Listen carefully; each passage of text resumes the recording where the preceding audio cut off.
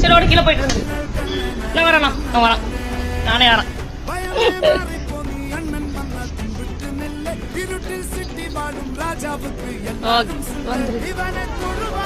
Adjust பண்றானா அவ்வளோதாண்ணா thanks நான் எடுத்துட்டு வந்துடுவாண்ணா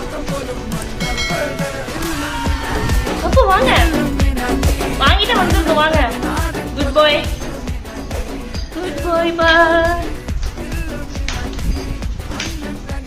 ஒரு கீழே நின்று போஸ் கொடுக்குறான் வேற போடு குடு குடு குடு குடு குடு டிங் டிங் டிங் டிங் அச்சோ அச்சோ அச்சோ அச்சோ அச்சோ door delivery thank you no good job no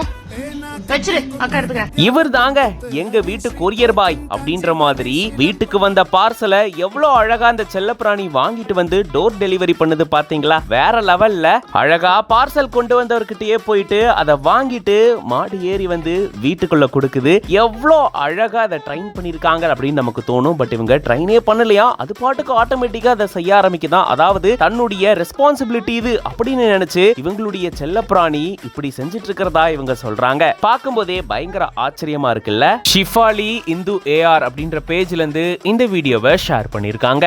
ஆஹா, இது நல்லா இருக்கேங்க.